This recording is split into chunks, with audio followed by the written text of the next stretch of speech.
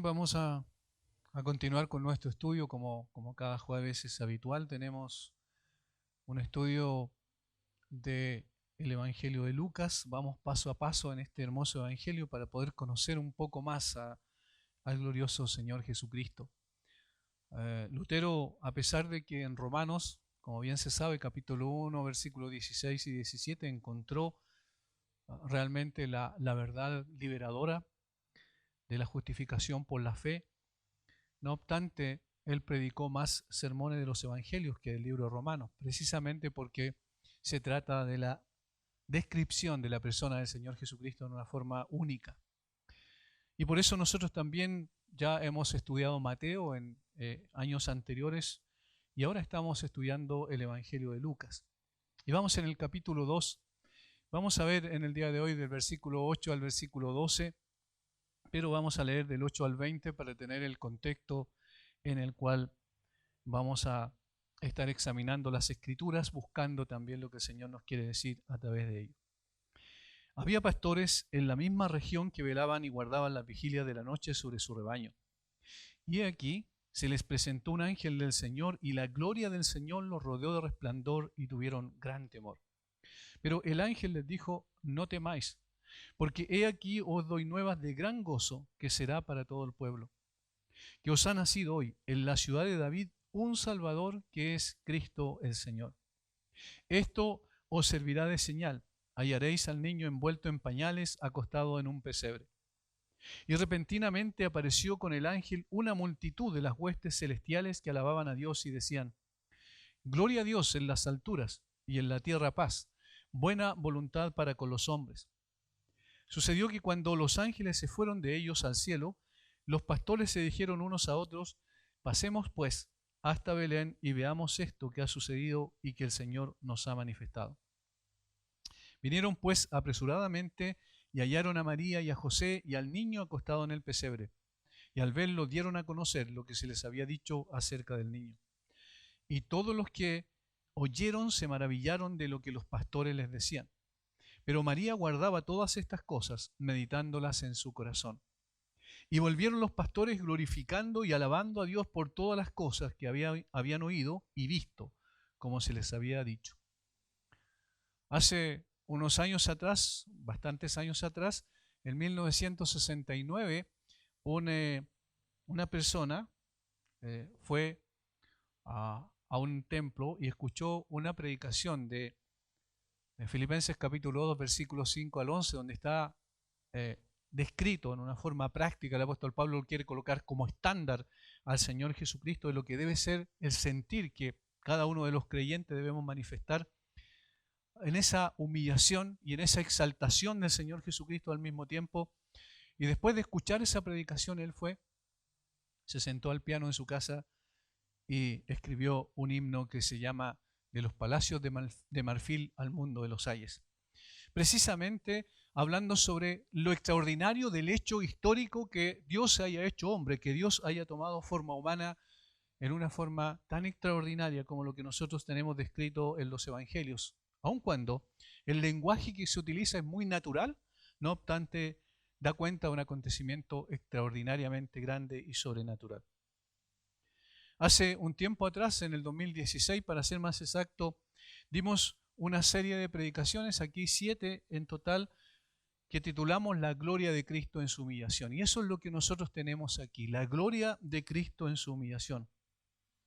Esta verdad bíblica, de que si bien es cierto, Cristo se humilló a sí mismo, sin embargo también en medio de su humillación al hacerse hombre, se manifestó su gloria y se pudo apreciar de una manera singular, lo cual es evidencia de que el niño que nace en Belén, que es despreciado y desechado entre los hombres, humillado por las autoridades políticas y religiosas y puesto en una cruz, no obstante, es también el Dios Todopoderoso. Esa verdad, esa aparente contradicción entre la humillación más grande y la gloria más eminente aparecen en cada uno de los eventos y los episodios en los cuales tenemos descrita la vida del Señor Jesucristo. Y eso lo tenemos por toda la Biblia. Lo apreciamos en su anunciación, por ejemplo, en el capítulo 1, versículos 31 al 33. Podemos palpar en los campos de Belén, en la experiencia de los pastores, la misma verdad, en este texto que va a ser objeto de nuestro estudio en el día de hoy.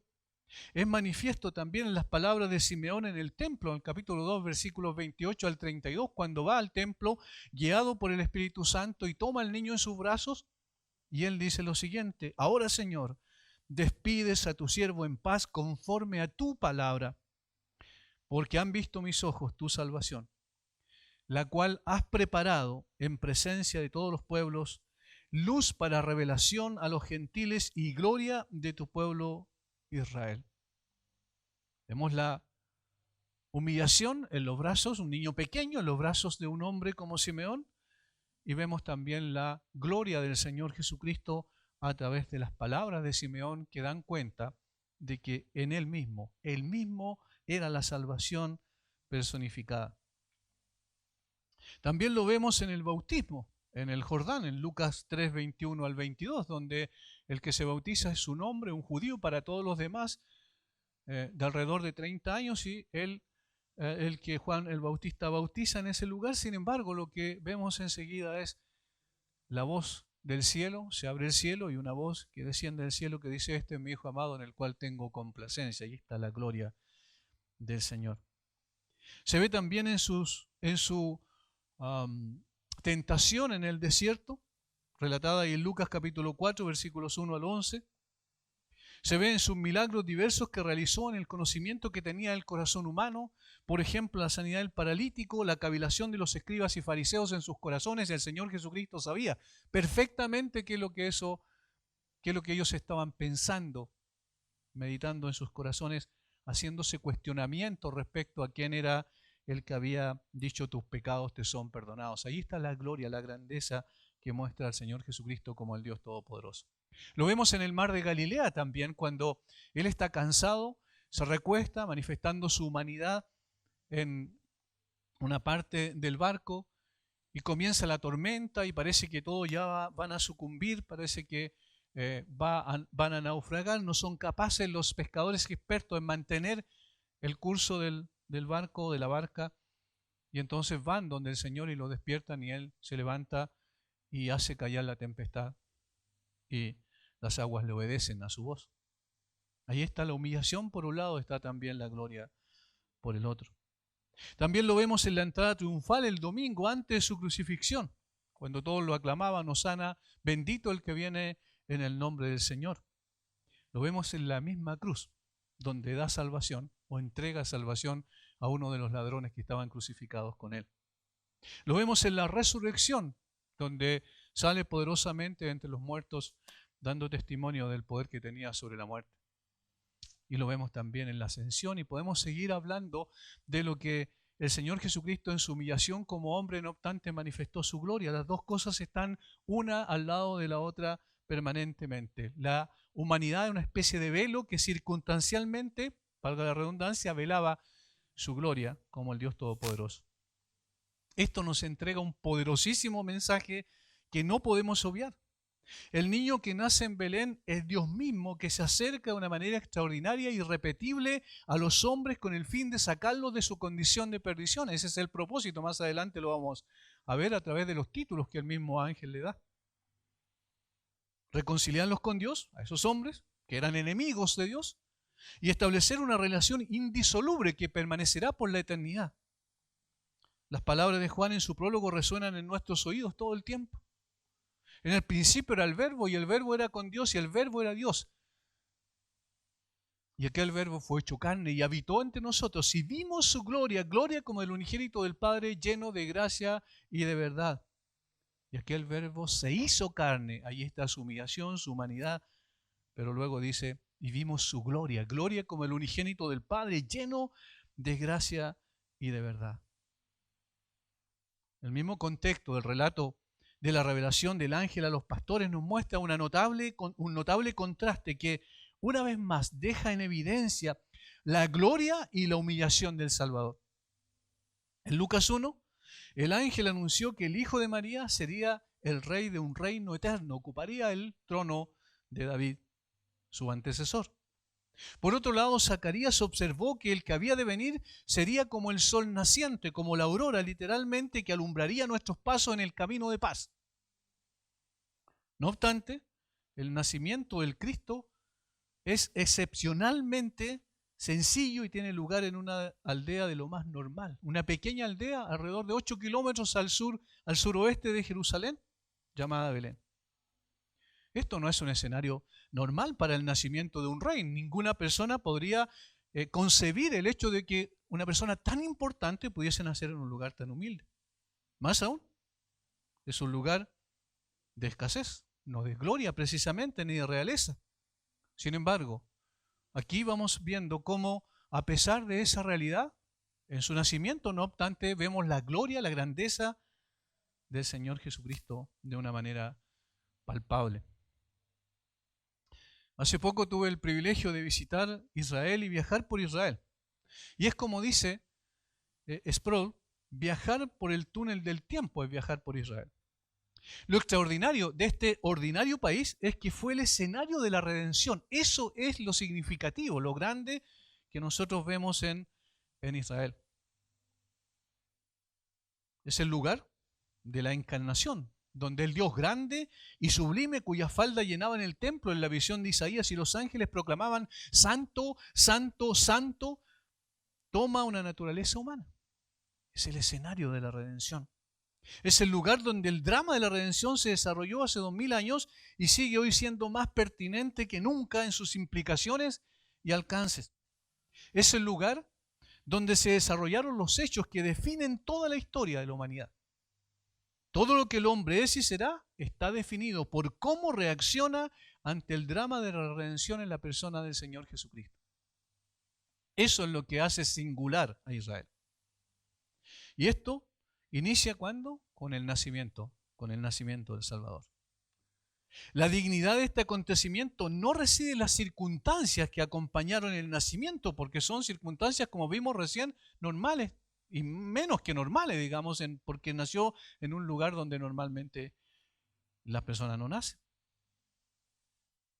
Sino que la dignidad está en el acontecimiento, en la dignidad del acontecimiento reside en la persona que está en el centro de la escena. Aquí los que destacan no son los pastores, sino es el niño, porque toda la atención, incluso del cielo y de la tierra, la trae el niño. Teniendo muy presente todo lo expuesto como marco de referencia, vamos al texto para ver lo que el Señor tiene para enseñarnos a través de esta narrativa histórica. Una revelación gloriosa y trascendente tiene lugar en los campos de Belén. Vamos a dividir el texto en dos partes nada más. Lo primero que vamos a ver son los objetos de la revelación. Los objetos de la revelación lo que el ángel reveló a los pastores. ¿Quiénes son? Estos hombres comunes y corrientes, donde Dios envió a su ángel para anunciar que su hijo había nacido, que había tomado forma humana, el Rey de los siglos. Lucas es el único evangelista que da cuenta de esta escena en los campos de Belén. De seguro, era una noche como cualquiera para estos hombres que estaban acostumbrados a su trabajo y velaban la vigilia de la noche, como dice el texto, en el sentido de que ellos estaban cuidando a su rebaño, lo protegían de los animales, de los ladrones potenciales que podían consumir, ¿cierto?, o arrebatar a los animales, las ovejas. De seguro era una noche común y corriente. Sin embargo, esa noche fue una noche especial que seguramente nunca más olvidaron ellos en su vida. Esta tarea se hacía entre abril y noviembre, esencialmente, aunque también era posible hacerla en algunos meses de invierno. Ahora nosotros cuando estuvimos allá en Israel, estuvimos en invierno, para ellos era acá febrero, los primeros días de febrero para nosotros era verano, pero para ellos era invierno, y el frío era muy grande. Calaba los huesos literalmente. Ahora no sabemos cómo era el tiempo ese en el cual se desarrolló esta escena histórica que relata Lucas. Sin embargo, lo más probable es que era entre abril y noviembre, donde estaban guardando el rebaño. ¿Quiénes eran los pastores? Los pastores eran personas sencillas, que casi estaban en el último lugar de la escala social en Israel. Después del siglo I, inclusive a finales del siglo I, ya se empezó a tener una connotación de un trabajo y una, no tuvieron cada vez, digamos, tuvieron menos importancia y en consecuencia fueron calificados, inclusive de una forma no muy grata, hasta de ladrones los trataron posteriormente. Ahora, en ese momento, en el tiempo en que se dio esta circunstancia, no era tan así. Los pastores eran personas que hacían una labor y un trabajo sencillo, sin embargo, era un trabajo honesto. Hombres comunes y corrientes, realizando una labor común, guardar sus ovejas. ¿Qué podía ser más común? Algunos teólogos especulan de que probablemente estos pastores estaban cuidando el rebaño de ovejas que posteriormente iba a ser ofrecido también. Algunas de esas ovejas se ofrecían en sacrificio en el templo, a 8 kilómetros al norte que estaba Jerusalén. No sabemos realmente si eso es así. El punto es que no eran personas especiales. El punto es que socialmente no eran personas destacadas. El punto es que eran personas del pueblo, como cualquier otro. Por tanto, socialmente no representaban ninguna importancia. Y también en términos religiosos, religiosamente, no eran igualmente importantes, porque de hecho, alguien apunta que los más religiosos de aquellos tiempos despreciaban a los pastores, porque no podían cumplir todos los detalles de la ley ceremonial. No se podían lavar las manos meticulosamente, ni observar todos los otros preceptos y reglas. ¿Por qué? Porque tenían que atender a las necesidades de los rebaños. Así es que los religiosos los tenían como personas no muy apreciables para ellos, para cumplir rigurosamente los preceptos de la ley. Por tanto, ni social ni religiosamente eran importantes. Pero el Señor quiso enviar a esas personas, a su ángel, para que pudiese revelar la noticia más extraordinaria que transformaría no solo sus vidas, sino también al mundo entero. La revelación no fue hecha a personas célebres del mundo político religioso tampoco, sino hombres simples, comunes y corrientes. No cabe duda que el Señor tenía una razón y un propósito particular para elegir a estos hombres a quienes revelaría el acontecimiento más extraordinario de la historia de la humanidad, además de la crucifixión. Y aquí tenemos dos evangelios que se complementan de una forma perfecta a través de quienes o se les reveló en realidad que el Señor Jesucristo había nacido y que no era simplemente el nacimiento de un niño común y corriente. Uno fue a estos hombres, a los pastores en el relato que tenemos aquí en Lucas, y el otro fue a los sabios de Oriente que vinieron, recorrieron un gran trecho desde que vieron la estrella y se les dijo que el rey de los judíos había nacido, y ellos fueron y finalmente llegaron, como bien sabemos, hasta donde estaba el niño. Ya en esa circunstancia no era el pesebre como tal, sino era ya una casa. Había pasado más de un año, quizás 2 años, y ellos ya vivían en una casa como tal. Sin embargo, tenemos a dos tipos de personas allí. A los pobres o a las personas simples, comunes y corrientes, y tenemos a los sabios de Oriente, que no eran personas pobres y lo sabemos por los regalos que les trajeron. Por tanto, ¿qué es lo que significa eso? Que el Señor se manifestó a los pobres y a los ricos. Y aquí esto es muy importante hacer una aplicación práctica en estos días donde se habla de esta teología de la liberación que reflotó de una manera tremenda dentro incluso de las iglesias evangélicas, donde el Señor Jesucristo parece ser un revolucionario y parece ser el que está preocupado simplemente por cambiar las estructuras sociales para darle lugar a los marginados. Pero vemos que el Señor Jesucristo vino y se manifestó a los pobres y a los ricos, sin distinción. Recuerden que Él no hace acepción de personas. De tal manera que el Señor Jesucristo vino en la forma más humilde, pero al mismo tiempo llegó también a las personas más importantes. El apóstol Pablo dice que él o el Señor le dijo al apóstol Pablo que le iba a ser un instrumento para llevar su nombre en presencia de reyes y de todos los pueblos. En consecuencia, no implica necesariamente que el Señor estaba diciendo mi preferencia es solo por estas personas, sino que estaba diciendo, y esto es la complementación de los evangelios, lo entendemos así, por los más pobres y por los más ricos, porque ambos necesitan salvación. Y esa es la razón, en definitiva, por la cual vino. Tanto unos como otros tienen la misma necesidad de que sus pecados sean perdonados. Esa es la real necesidad del hombre. Por tanto, a ellos vino. a los marginados y también a los privilegiados. La rutina de los pastores esa noche, sin embargo, en medio de esa tranquilidad, fue interrumpida por la manifestación angelical. En medio de la noche, dice Lucas, un ángel se hace presente junto a los pastores. Y en la tercera escena que Lucas relata, donde hay una intervención angelical, ¿recuerdan? Primero Zacarías, luego María. Y ahora a los pastores. Y las tres tienen el mismo patrón. Son 4 cosas que vemos en las tres. Primero, aparición del ángel. Luego, temor, es decir, la reacción frente a la aparición angelical. En tercer lugar, el comentario del ángel o el consuelo del ángel, no tengan miedo. Y en cuarto lugar, el anuncio de una señal que corroboraría lo que el ángel estaba entregando como mensaje. Eso aparece en los 3 eventos. El ángel informa a los pastores de lo que Dios estaba haciendo por medio de Jesús. La gloria de la presencia de Dios rodea el testimonio celestial, añadiendo dramatismo a la escena. Igual que Zacarías y María sintieron un gran temor. La presencia visible de la autoridad celestial pone también nervioso a los pastores. El ángel está rodeado por la gloria de Dios. No es su propia gloria, sino que es el resplandor de la gloria de Dios. Esto trae como consecuencia inmediata la reacción de estos hombres sencillos ante tamaña manifestación de la gloria de Dios por medio de criaturas celestiales.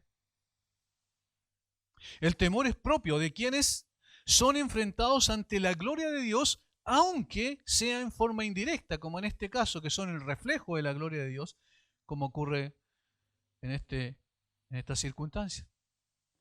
Podemos pensar, y nos lleva, ¿cierto?, el recuerdo del texto bíblico a el desierto, cuando Dios llama a Moisés de la zarza que ardía y no se consumía, y el Señor le dice, quita el calzado de tus pies porque el lugar donde estás, tierra santa es, y Moisés pone su mano en sus ojos y agacha la cabeza porque tiene temor al estar en la presencia de la manifestación de la gloria de Dios.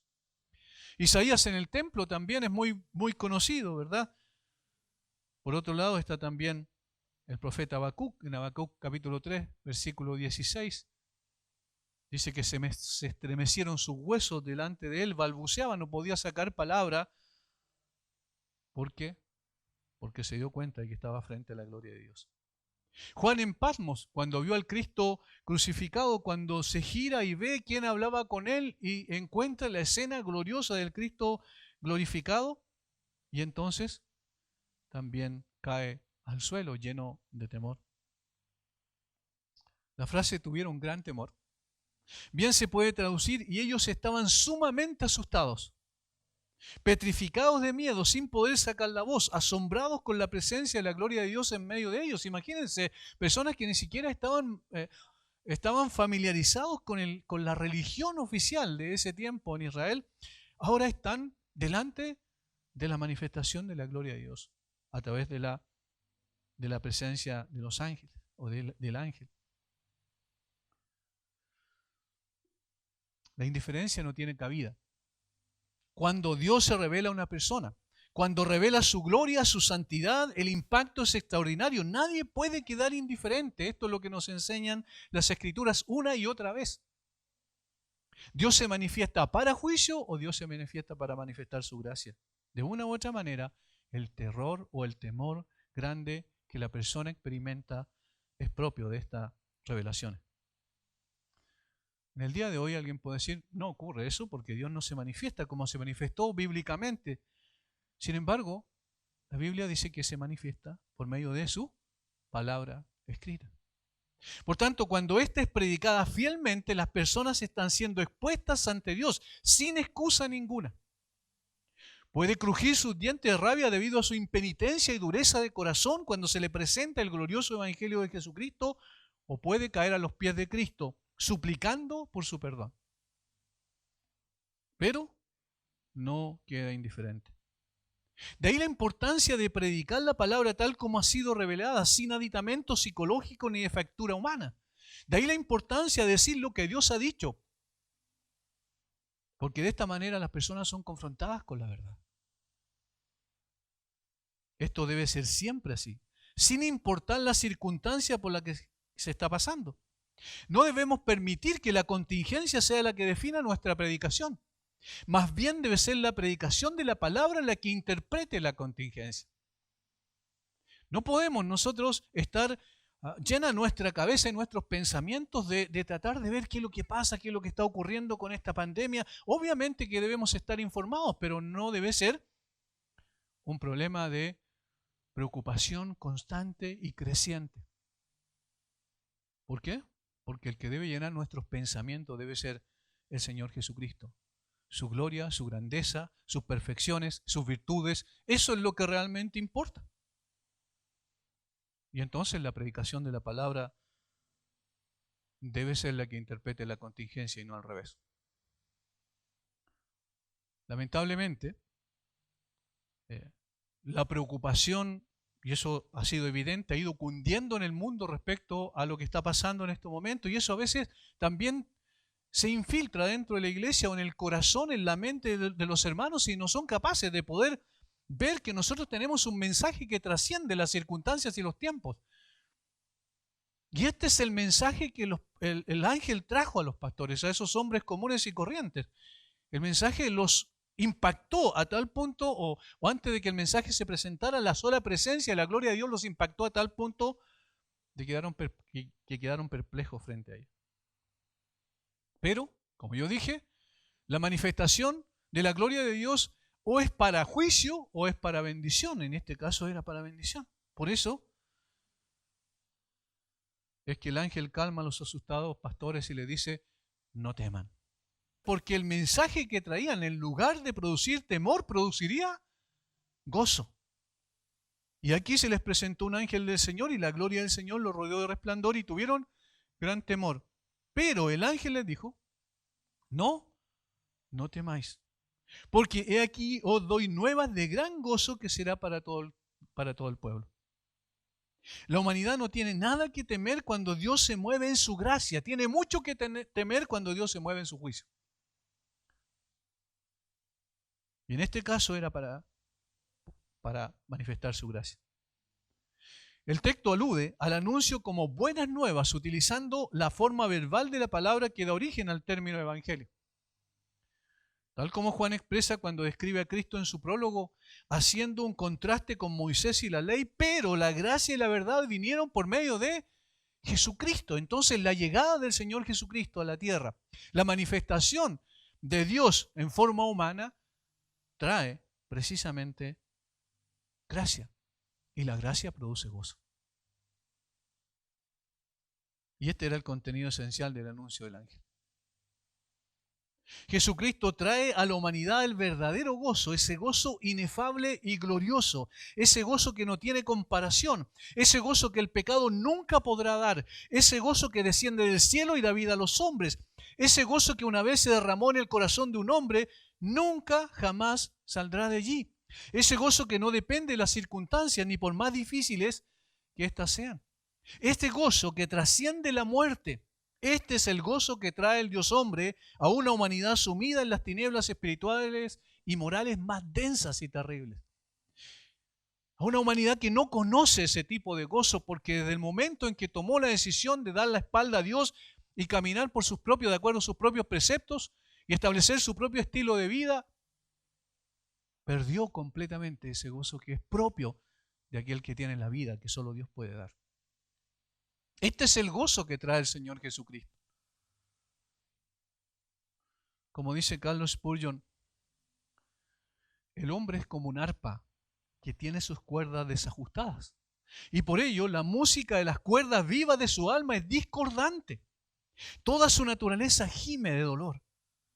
Pero el Hijo de David, ese poderoso arpista, ha venido a restaurar la armonía de la humanidad.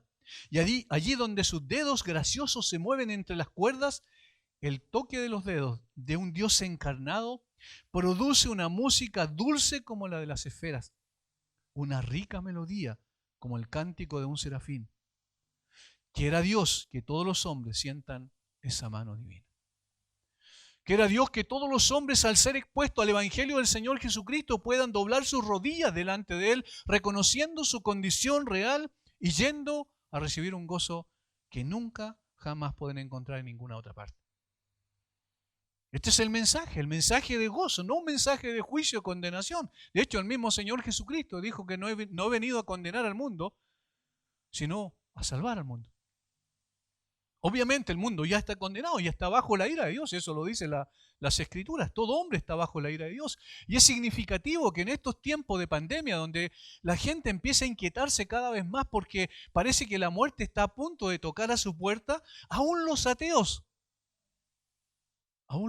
están reconociendo que necesitan algo, aun cuando no necesariamente eso significa que van a llegar a los pies de Cristo. Pero no pueden quedar indiferentes. El Señor habla de maneras significativas a través de estos eventos. ¿Y quienes interpretan correctamente el evento? Obviamente solo los que por la gracia de Dios hemos recibido su gozo. Quiera Dios que aquellos que hoy están llenos de temor por esta pandemia puedan entregarse completamente en las manos de este arpista divino, como dice Spurgeon. Quiera Dios que aquellos redimidos cuyas vidas todavía son vacilantes, es decir, aquellos creyentes que todavía no tienen un fundamento sólido donde colocar sus pies y que también tienen cierto temor, cierta incertidumbre e inquietud respecto a lo que está pasando, puedan disfrutar de ese gozo y esta paz, cuya fuente es nuestro bendito Salvador. Por eso, hermanos, nuestra mente no puede estar más ocupada en la contingencia que con las virtudes de aquel que nos llamó de las tinieblas a su luz admirable. El mensaje de Filipenses, ¿cuál es? En resumen, el gozo del creyente es Cristo. Ese es el mensaje. El gozo del creyente es Cristo. La satisfacción plena, completa, total es el Señor Jesucristo. Vosotros estáis completos en Él, dice el apóstol Pablo. Él es la plenitud de aquel que todo lo llena en todo, dice en otro contexto también en una de sus cartas el apóstol Pablo. Ese gozo que no depende de si las situaciones vienen bien o vienen mal. Los que hemos conocido este gozo no podemos anhelar las uvas agrias de Sodoma. El gozo del pecado parece atractivo al principio, pero es amargo y destructivo. El gozo del pecado procede del mismo infierno y tiene fuego que no se apaga como porción de todos aquellos que beben de su copa. Por eso el llamado del Evangelio siempre se escapa de ese gozo superfluo y engañoso. Huye de ese lugar. Y esto no ha cambiado porque hay una pandemia en desarrollo. No ha cambiado. Este es el mismo mensaje que debemos proclamar con toda la pasión de nuestro corazón. Orando para que el Señor abra corazones y la semilla de su palabra llegue allí profundamente y esas personas puedan experimentar un gozo verdadero. Este es el mensaje que traen los ángeles. Unas estrofas de un himno dicen: no necesito salir en busca de gozo, tengo una fiesta en casa. Mis suspiros ahora son canciones, mi corazón ya no anda errante. Llegando de arriba, la paloma bendita ha venido a mí, a mi pecho, para testificar su eterno amor y dar descanso a mi espíritu. Ya no ando en busca de gozo, ya no necesito salir al mundo para encontrar el gozo, tengo una fiesta en casa, porque Cristo vive en mi corazón. Este gozo es inclusivo. Fíjense la extensión que tendrá. Dice, será para todo el pueblo. Será para todo el pueblo. No solo para los pastores, sino para aquellos que en ese contexto eran el pueblo de Israel, pero no solo para Israel, sino para personas de toda lengua, tribu y nación. Desde allí de Israel saldría el mensaje. Me seréis testigos cuando haya venido sobre vosotros el Espíritu Santo. ¿Dónde? En Judea, en Jerusalén, en Judea, en Samaria y hasta lo último de la tierra. Cuando estuvimos navegando el mar de Galilea allá en el norte de Israel, yo pensaba que significativo era el hecho de que personas de lo último de la tierra, porque si lo vemos geográficamente, en ese sentido nosotros somos personas de lo último de la tierra que estábamos allá, los chilenos. Qué significativo es el hecho de que el hombre que anduvo, que navegó esos lugares también, el que calmó la tempestad, el que tenía autoridad sobre los vientos, el que sanó a mucha gente, él mismo era el gozo. y que nos atrajo hacia Él después de 2000 años. A las personas que vivíamos en lo último en la tierra. El gozo es inclusivo para todo aquel que reconoce su depravada condición y su urgente necesidad de salvación. No hay ningún otro requisito. Para todos los pueblos, tribus y naciones, para todas las lenguas, como después dice en el Apocalipsis cuando Juan ve, el anciano le dice, mira, y él ve al león de la tribu de Judá, la raíz de David, al cordero como inmolado, y luego todos cantan un cántico y le dan gracias porque tú nos has redimido de todo pueblo, lengua, tribu y nación. La universalidad del mensaje del Evangelio es extraordinaria y el efecto profundo que produce en el corazón de las personas es singular. Y no hay vuelta atrás. Una vez que el Señor viene al corazón de una persona, cambia absolutamente todo. Donde es predicado Cristo, el gozo es lo que sigue a un alma arrepentida. Este es el gozo que traen estas buenas nuevas y cuyo contenido esencial es Cristo Jesús. Eso es lo que dice a continuación el ángel. Y esto nos lleva a nuestro segundo punto. Que os ha nacido hoy, en la ciudad de David, un Salvador que es Cristo el Señor. Un Salvador que es Cristo el Señor. Belén no tenía tanto significado. Algunos hechos importantes ocurrieron del Antiguo Testamento. Sí, por ejemplo, el contexto de Ruth esencialmente está basado allí en Belén. De allí nació el abuelo, ¿cierto? El padre, quiero decir, de David.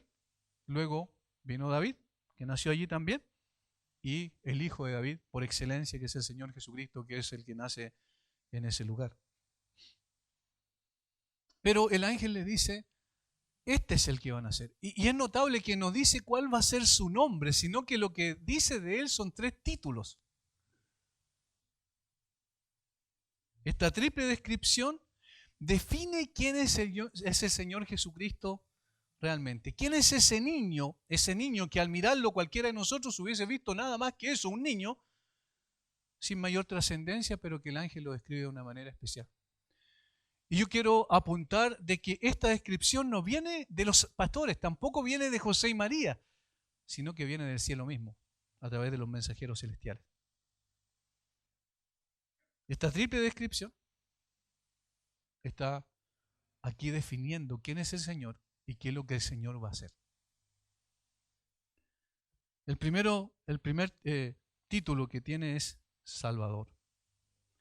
Un Salvador, dice. Y esto es muy importante, particularmente porque aclara de inmediato la razón por la cual venía a este mundo. ¿En calidad de qué venía el Señor a este mundo? En calidad de Salvador. Mateo dice, porque Él salvará a su pueblo de sus pecados, describiendo lo que significa el nombre de Jesús. Aquí no aparece el nombre de Jesús, pero se implica en esta palabra soter o salvación o salvador. Porque Él salvará a su pueblo de sus pecados. Y Lucas agrega más adelante que Él vino a buscar y salvar lo que se había perdido. Vino a buscar y salvar lo que se había perdido. En muchas ocasiones, las personas han prescindido de esta verdad tan importante y han presentado a Jesús como aquel que vino a solucionar los problemas del hombre y no el problema del hombre. Esta distorsión ha llevado a que Cristo sea presentado como un sanador. De allí las noches de milagros que se ofrecen en muchas partes, ¿cierto? Sanidad y milagros. Me acuerdo antes cuando no había televisión o estaba recién apareciendo la televisión, la mayoría teníamos simples radios, ¿cierto? Pequeños. Y allí los predicadores decían que había que colocar la mano sobre la radio y entonces se producía un milagro y ellos lo sanaban a través de eso. Y eso fue aumentando con el tiempo. Después llegaron los grandes teleevangelistas y bueno, ya sabemos lo que tenemos en el día de hoy en algunos canales donde no se predica a Cristo, sino se predica a un sanador o también a un proveedor. Lo más triste de eso es que el proveedor provee solamente para ellos, para los que son líderes de estos mal denominados evangelistas de la prosperidad, o bien denominados evangelistas de la prosperidad, pero mal denominados evangelistas. No, el Señor no vino para eso. Esa es una distorsión. Otros lo han presentado como un pacifista político, una especie de Gandhi. Otros como un gran maestro de moral, un hombre que enseñaba cosas muy lindas. Miren, ahí tienen, dicen, el Sermón del Monte, capítulo 5 al capítulo 7 de Mateo. Incluso lo pueden repetir quizás de memoria, diciendo, miren, estas son las reglas. Si viviéramos así, seríamos una gran sociedad. Jesús enseñó eso. Sigamos las enseñanzas de Jesús. El problema es que Jesús allí no está describiendo a personas comunes y corrientes que se transforman del día, de la noche a la mañana, en personas que viven de esa manera. Nadie puede vivir así si Él no interviene en los corazones de los hombres. Otras personas lo presentan, como dije hace un momento atrás, como un revolucionario, una persona que cambia las estructuras sociales para darle a los marginados lo que ellos necesitan. Pero Jesús no es eso. Jesús es en esencia el Salvador. El Salvador, Él descendió del cielo para salvar al hombre de sus pecados y de la justa ira divina que pendía sobre ellos. Esa es la razón por la cual vino a esta tierra. En el día de hoy he escuchado a personas incluso personas que ni siquiera se acercan al Evangelio, personas que no tienen ni idea de eso o simplemente alguna vez escucharon cuando pequeños algo y entonces dicen, escuché a alguien por ahí que decía, no, ya esta zona, no se preocupen porque el Señor nos va a salvar de toda esta epidemia. Esta zona está protegida de una manera sobrenatural. ¿Con qué autoridad dicen eso? Citando fuera de contexto el Salmo 91. No, el Señor Jesucristo. El Señor Jesucristo no prometió librarnos de enfermedades, prometió librarnos de nuestros pecados, y a eso vino. Descendió del cielo para salvar al hombre, porque la condición perdida del hombre es la que está pidiendo a gritos, esto es lo que necesitamos. Y el Señor, viendo con compasión a un mundo rebelde y contradictor, a un mundo que levantaba su mano contra el cielo, un mundo terriblemente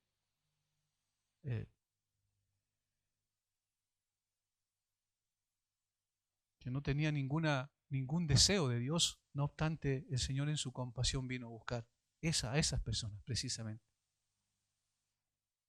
Alguien escribió, todo el mundo, Romanos capítulo 3, versículo 10, versículo 23, es culpable de quebrantar la ley de Dios. Es culpable de quebrantar la ley de Dios, no en uno de los preceptos, sino en todos los preceptos. Y merece entonces, ¿qué cosa? Castigo eterno en el infierno. Eso es lo que dice la Biblia. El verdadero mensaje del Evangelio es que Jesucristo vino al mundo para rescatar a las personas del pecado y la culpa. No de sentimientos artificiales y psicológicos de culpa, sino de verdadera culpa impuesta por Dios que condena al infierno. Esa es la razón por la cual vino. Por eso cuando las personas se acercan y piden algún consejo, personas que no tienen relación con la iglesia, personas que vienen con una necesidad específica, puntual, normalmente yo les llevo a la palabra de Dios para que vean que su problema puntual es consecuencia del verdadero problema que tienen de fondo, que es el pecado. Y allí entonces busco conducirlos a Cristo, porque allí está la necesidad más grande que ellos tienen y la satisfacción a esas necesidades es la persona de Jesucristo. Hermanos, no somos llamados a presentar a Jesús como quien va a solucionar los problemas económicos, relacionales, emocionales, sentimentales, de insatisfacción, laborales o profesionales, de ninguna de esas situaciones y dificultades. Nosotros no presentamos a Cristo para eso. Somos llamados a presentar a Jesús como el Salvador. ¿Por qué? Esa es la razón por la cual se hizo hombre. Hebreos, capítulo 12, un texto muy conocido, versículos 14 y 15. Así que, por cuanto los hijos participaron de carne y sangre, Él también participó de lo mismo, para destruir por medio de la muerte al que tenía el imperio de la muerte, esto es, al diablo, y librar a todos los que por el temor de la muerte estaban durante toda la vida sujetos a servidumbre. Noten lo que dice que Él vino a hacer. Vino a librar a todos los que por el temor de la muerte estaban durante toda la vida sujetos a servidumbre, y por eso participó de lo mismo, de la naturaleza humana. para venir a salvarnos. Y esta es precisamente la razón por la cual es la fuente de gozo, porque la fuente de insatisfacción constante y de falta de gozo permanente es el pecado. Y entonces cuando viene el Señor Jesucristo, los ángeles dicen, o el ángel dice a los pastores, que vienen con un mensaje, con buenas nuevas de gran gozo que será para todo el pueblo. Y entonces, porque ha nacido en la ciudad de David un Salvador. Esa es la razón por la cual el Cristo es la fuente de gozo permanente, porque libera al hombre de la esclavitud del pecado. Y entonces, este es el mensaje que debemos entregar una y otra vez.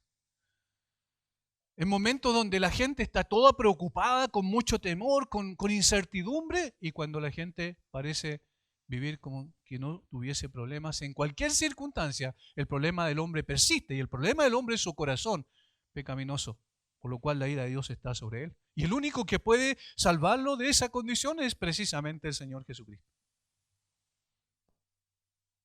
Las demás situaciones son como consecuencia de tratar con el problema más profundo. En segundo lugar, le llama a Cristo. Un Salvador que es Cristo. Y bien conocemos esa palabra, ¿verdad? Que es la palabra, el equivalente griego del hebreo Mesías. El ungido.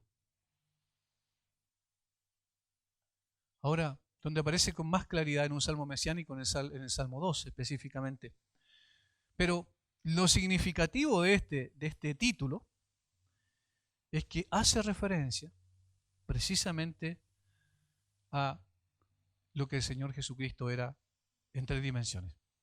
Es decir, en el Antiguo Testamento se ungía con aceite a personas para 3 tipos de oficio: a los profetas, a los sacerdotes y a los reyes. Jesús desempeña en forma perfecta estos 3 tipos de oficio, porque la Biblia dice claramente que Él es el profeta por excelencia. De hecho, Hebreos capítulo 1 lo dice en una forma notable. Dios, habiendo hablado muchas veces y de muchas maneras en otro tiempo a los padres por los profetas, en estos postreros días nos ha hablado por el Hijo, a quien constituyó heredero de todo y por quien asimismo hizo el universo. Jesús es la revelación final, total, completa, perfecta de Dios. Ya no nos habla a través de los profetas y de diversas maneras como lo hizo antes, ahora nos habla a través del Hijo. Él es el verbo de Dios, ¿recuerdan? El logos de Dios. Es la razón, es el pensamiento, es la manifestación de Dios. Por tanto, es el gran profeta por excelencia. El que Moisés mencionó en Deuteronomio 18. Profeta os levantaré en medio de vosotros. Se estaba refiriendo singularmente a la persona del Señor Jesucristo. De tal manera que Él es el ungido que vino a esta tierra y precisamente hizo eso. ¿Recuerdan cómo lo describían las personas que escucharon el sermón de la montaña? Después de que terminó de enseñar, ¿qué dijeron? Y la gente se asombraba. ¿Por qué? De su doctrina, dice, porque les enseñaba como quien tiene autoridad y no como los escribas y fariseos. El profeta por excelencia. Es también el sacerdote perfecto, porque todos los otros sacerdotes tenían que ofrecer sacrificios primeramente por sus propios pecados y luego por el pueblo. Pero Jesús no tenía esa necesidad, sino que se presentó una sola vez, dice el texto bíblico, y con una sola ofrenda, la ofrenda de su propia vida, de su propio sacrificio, hizo perfecto para siempre a los santificados. Hebreos capítulo 10, versículo 14.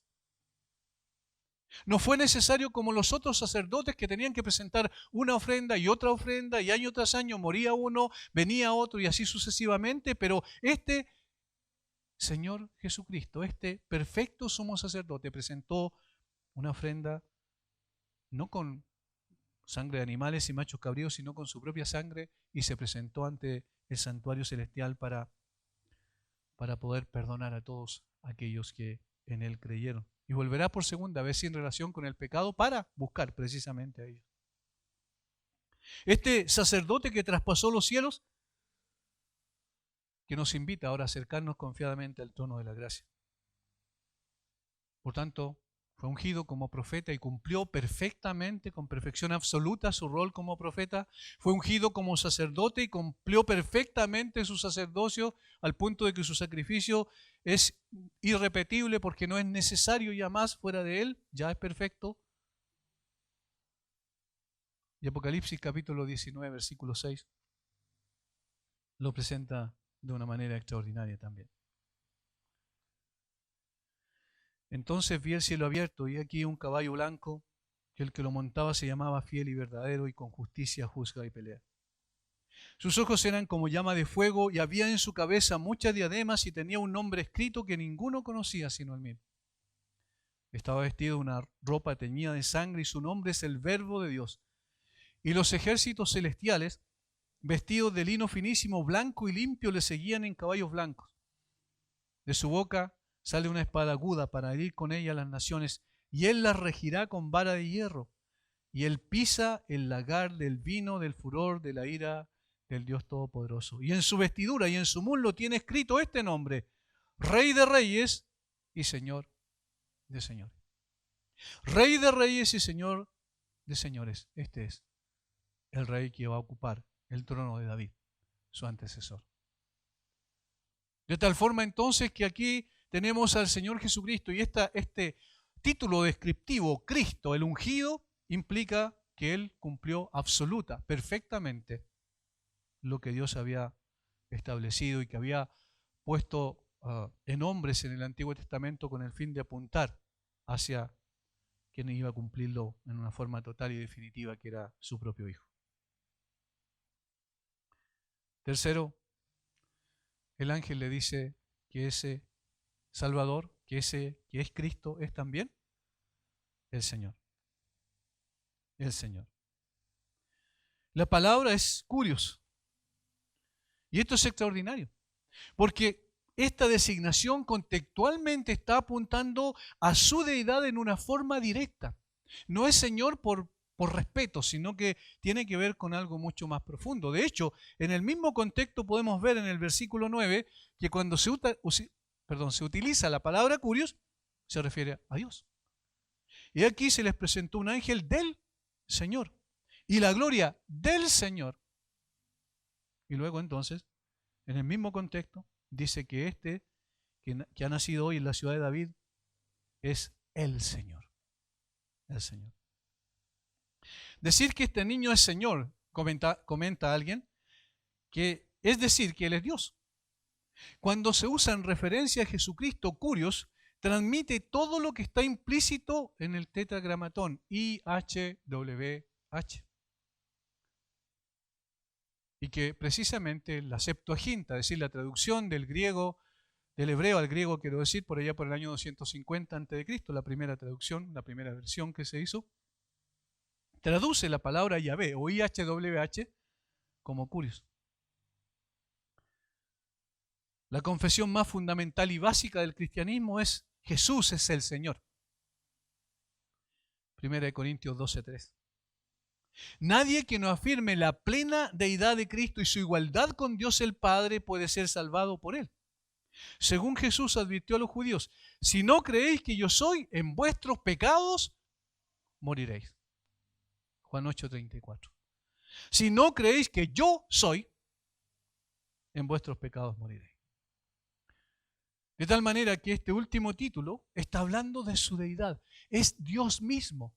Pero miren otra vez el contraste.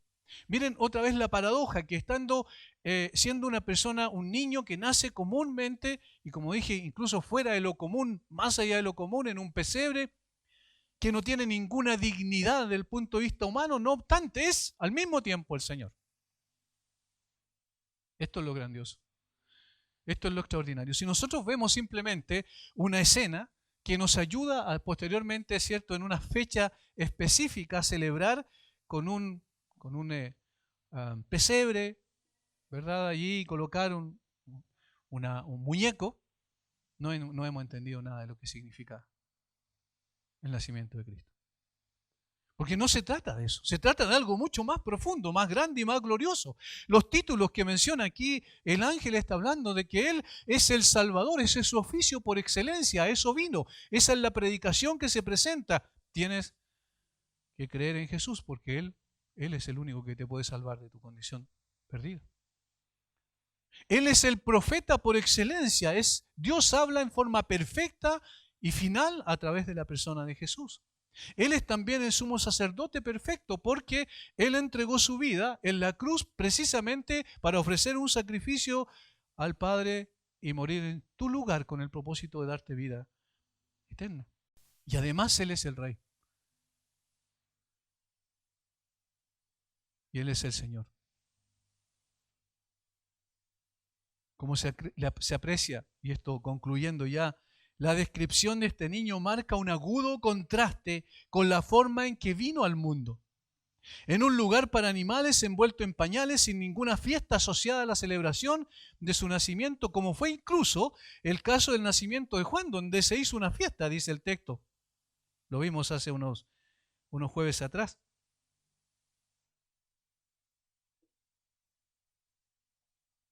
Sin embargo, en el caso de Jesús no fue así. No hubo ningún tipo de celebración. No hubo el anuncio de una celebración en grande porque iban a ser el Hijo de Dios. Nadie tomó en cuenta eso, excepto el cielo. El cielo sí estaba pendiente de eso. Anunciado a personas comunes y corrientes. Seguro pasó desapercibido para la mayoría de los habitantes de Belén. Sin embargo, era todo el cielo el que ponía su atención aquí. Las huestes celestiales venían para anunciarlo y adorarlo. Los pastores eran los primeros en saber, fuera de sus padres, que este niño no era uno más entre muchos, sino el Salvador, el Mesías, el Señor Todopoderoso. Hermanos, en tiempos complejos como estos que estamos viviendo, sigamos predicando a Jesucristo. Sigamos hablando de sus virtudes. Sigamos viendo, mostrando quién es Él, porque el único que puede atraer a la gente a la salvación, a un arrepentimiento genuino, es el Espíritu Santo aplicando el mensaje del Evangelio a sus corazones. Todo lo demás va a pasar, esto va a pasar, va a ser simplemente un recuerdo, mirar hacia atrás y vamos a verlo como un recuerdo, va a traer quizás otras consecuencias probablemente, pero lo más importante es que debemos proclamar a este Jesús. El primer evangelista que aparece allí fue un ángel, pero los que debían tomar entonces el bastón de seguir proclamando esta verdad, ¿quiénes eran? Los pastores. Los pastores debían seguir, y no solo los pastores, sino también, más adelante va a decir el versículo 20, que María guardaba en su corazón todas esas cosas, versículo 19. Y los pastores volvieron glorificando y alabando a Dios por todas las cosas que había visto y cómo se les había dicho. Es decir, ellos fueron los que tomaron el bastón del testimonio y siguieron proclamando a ese glorioso Jesús. No al que vino para que viviéramos en Palacio de Marfil, sino que Él descendió del Palacio de Marfil. Para que los que estábamos en el mundo de los ayes, como dice el himno, fuéramos sacados de esa condición.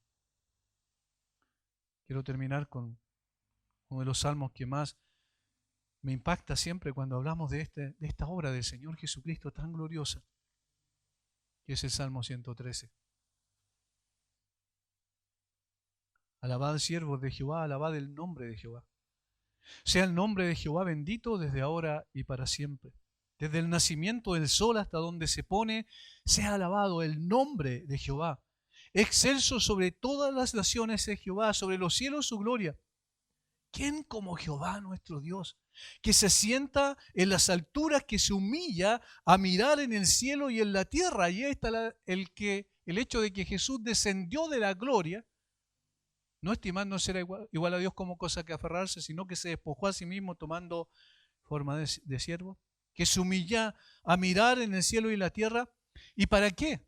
Él levanta del polvo al pobre y al menesteroso alza del muladar, al indigente, dice literalmente el texto hebreo. Y al indigente alza del muladar, lo levanta del lugar del estiércol, eso es lo que dice. Eso es salvación en su grado máximo. Esa es condescendencia extraordinaria del Rey de los cielos que viene a sacarnos de esa condición. Este mensaje es el que tiene que oír la gente. ¿Para qué?